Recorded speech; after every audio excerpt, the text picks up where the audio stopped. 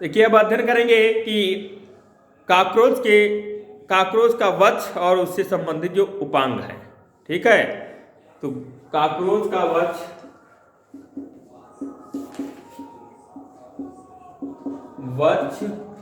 एवं उपांग।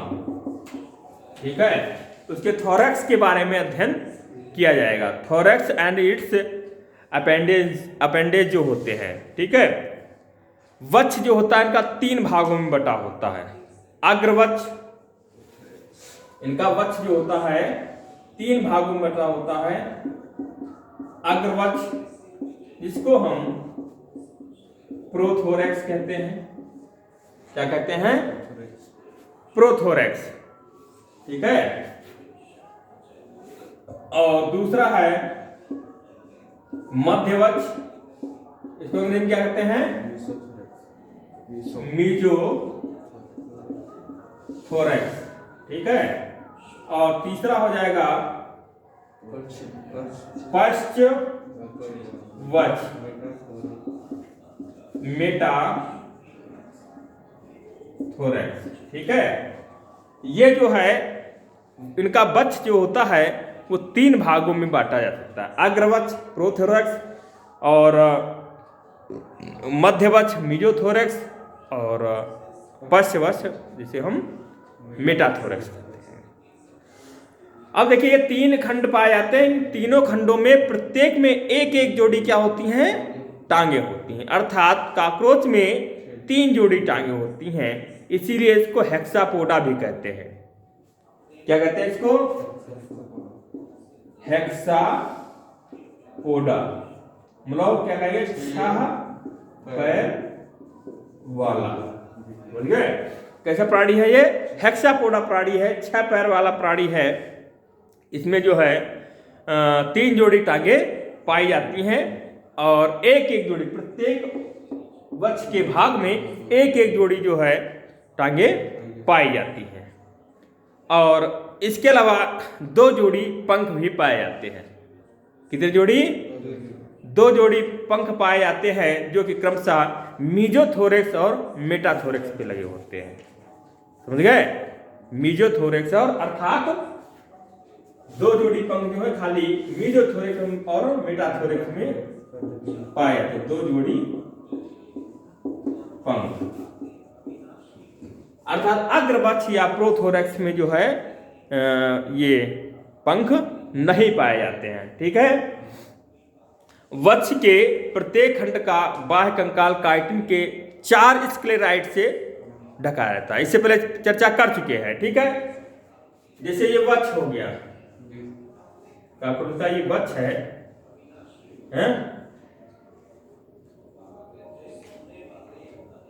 इसको प्रोथोरैक्स कहेंगे। प्रोथोरैक्स, ये क्या हो जाएगा? मीजोथोरैक्स, और ये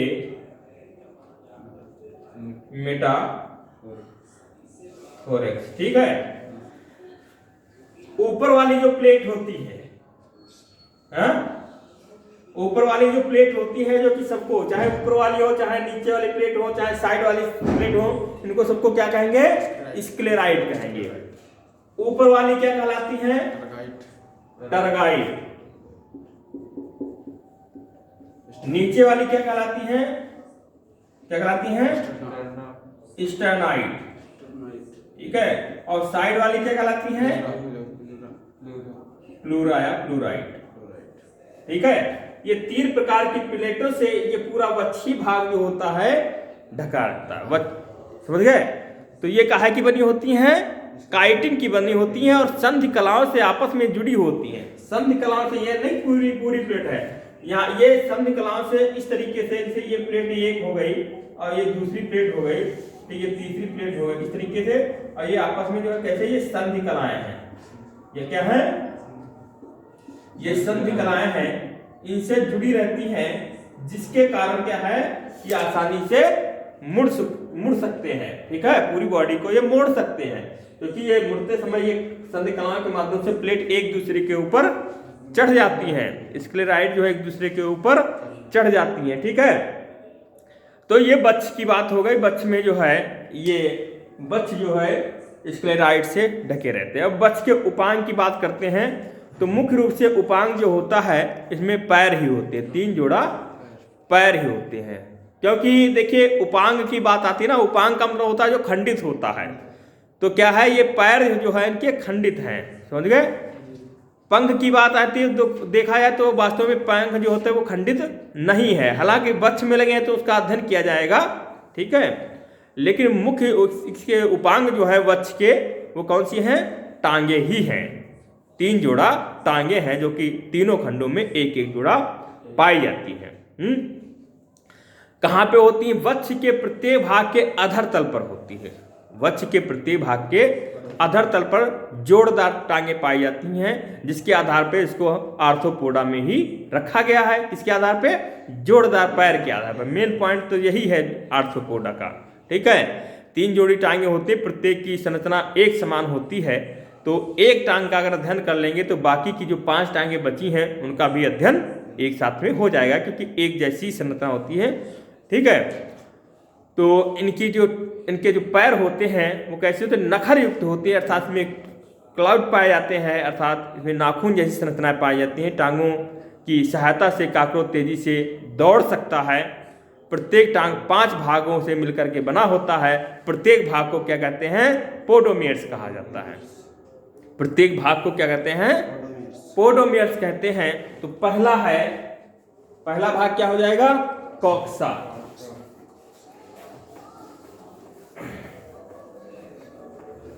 टांग की संरचना की बात करेंगे, पहला भाग कोक्सा है, जो कि बहुत छोटा सा भाग है ये, लेकिन चौड़ा और चपटा है। तो टांग के भाग या पैर के भाग लिखेंगे, काकरोच के पैर, ठीक है, पैर की संरचना। तो पहला क्या हो जाएगा, कोक्सा, ठीक है। पहला कोक्सा हो जाएगा। और दूसरा क्या है, ट्रोकेंटर है। दूसरा क्या है, ट्रोकेंटर। तीसरा है फीमर। चौथा है टिबिया। और 5वां क्या है, टार्सस, ठीक है। तो देखिए दूसरा हो जाएगा ट्रोकेंटर,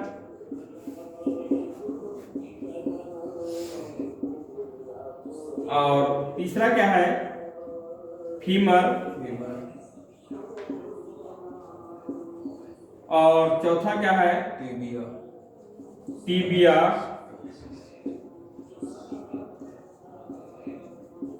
और 5वां क्या है, टार्सस।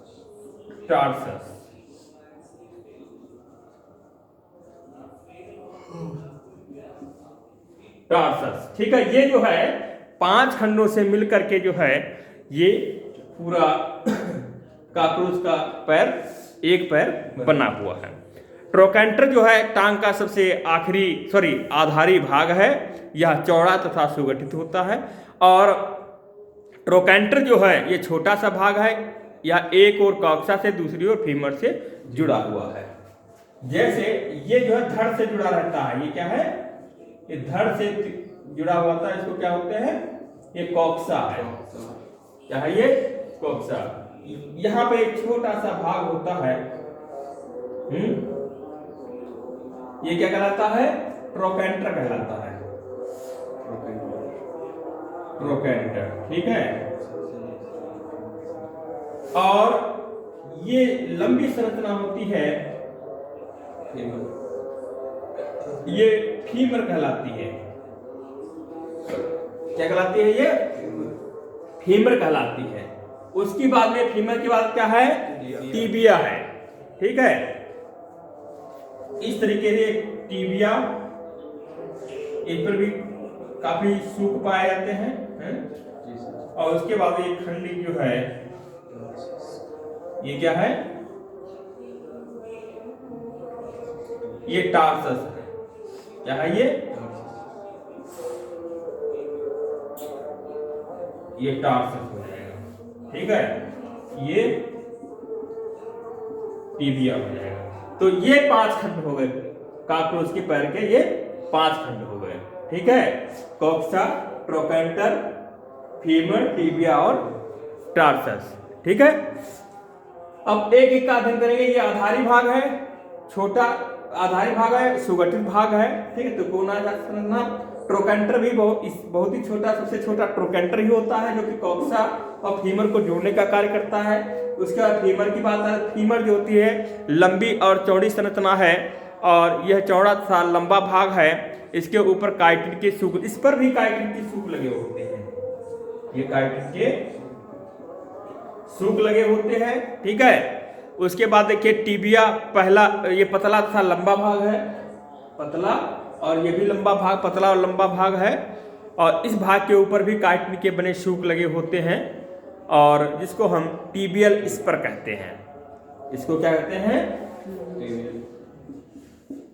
टिबियल स्पर कहा जाता है। स्पर मतलब ब्रश जैसी संरचना। स्पर मतलब क्या हो जाएगा? इसको हम ब्रश जैसी संरचना कहते हैं। और इससे कॉकरोच क्या करता है? अपने शरीर की सफाई करता है। इससे ये जो है इस पैरों के द्वारा और अपने पंखों को के ऊपर से घुमा देता है, पैरों को अपने पंखों के ऊपर से घुमा देता है। तो इसके ऊपर जो सूग लगे तो पंख के ऊपर की जो गंदगी होती है वो साफ हो जाती है। इसी प्रकार से टार्सस होता है।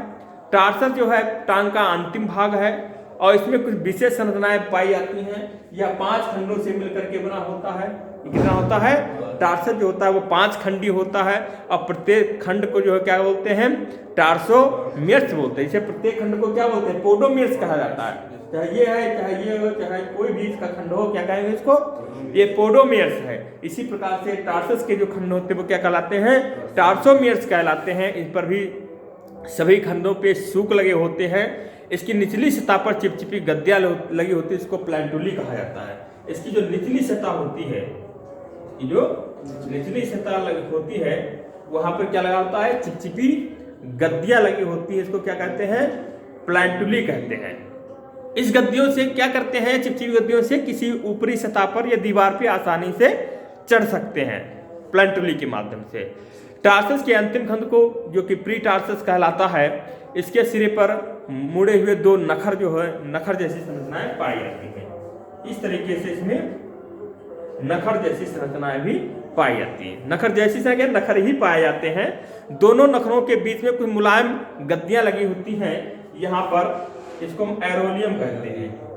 ये नखर हो जाएगा, ठीक है, और यहाँ पर ये क्या होता है? एरोलियम। 2 नखरों के बीच में ये गद्दी जैसी संरचनाएं पाई जाती है, इसको क्या कहते हैं? एरोलियम कहते हैं। और ये भी जो है दीवार, एरोलियम वाला भाग भी जो है दीवार पर चढ़ने में काफ़ी मदद करता है। ठीक है, इनकी टांगें काफ़ी सुदृढ़ होती हैं। मुख्य रूप से एरोलियम से ही जो दीवार को चपकते हैं ये। ठीक है, हालांकि ये गद्दीनुमा संरचना जो अभी बताए थे प्लैंटुली, इससे भी सहायता ले लेते हैं, लेकिन मुख्य रूप से उनका मुख्य जो है, जो चढ़ने का भाग है किसी दीवार पे या चिकनी सतह पे, वो एरोलियम के द्वारा ही चिपक करके चढ़ते हैं। तो इस प्रकार से ये टांगों की संरचना इस प्रकार से होती है कि ये आसानी से दौड़ सकते हैं, कूद सकते हैं, जंपिंग भी कर सकते हैं। उसके बाद में अब आगे अध्ययन करेंगे पंख के बारे में। ठीक है, इनके पंख कैसे होते हैं, इसको विंग्स कहते हैं। ठीक है, विंग कैसे होते हैं। जो कॉकरोच के जो पंख हैं कितने होते हैं? 2 जोड़ा होते हैं। एक जोड़ा जो है वो मीजोथोरैक्स में या मध्यवक्ष में, और दूसरा जोड़ा जो होता है वो मेटाथोरैक्स अर्थात पश्चवक्ष में होता है। ये अग्र जोड़ा जो होते हैं पंख, वो मोटे होते हैं, कठोर होते हैं, अपारदर्शी होते हैं, चर्मी होते हैं। विश्रामावस्था में ये क्या करते हैं? पीछे वाले पंखों को ढके रहते हैं। इसीलिए अगले वाले पंखों को क्या कहा जाता है? ढापर पंख भी कहा जाता है। ढापर पंख कह सकते हैं, या एलाइट्रा भी कहा जाता है, या टेगमाइना भी कहते हैं। जबकि दूसरा जोड़ा जो होता है काफ़ी कोमल होता है और अधिक पारदर्शी पंखों का होता है। और कॉकरोच में उड़ान हेतु पेशियां भी कम विकसित होती हैं। बहुत ज़्यादा दूर तक ये उड़ नहीं पाते हैं, क्योंकि इनमें पेशियां जो होती है कम विकसित होती हैं। तो इस तरीके से जो है इनमें ये पंख की बात हो गई। उसके बाद में नेक्स्ट टर्म पर अब अध्ययन करेंगे उदर तथा उस पर पाए जाने वाले संरचनाएं। उदर कैसा होता है, इसमें कौन कौन सी संरचनाएं पाई जाती हैं।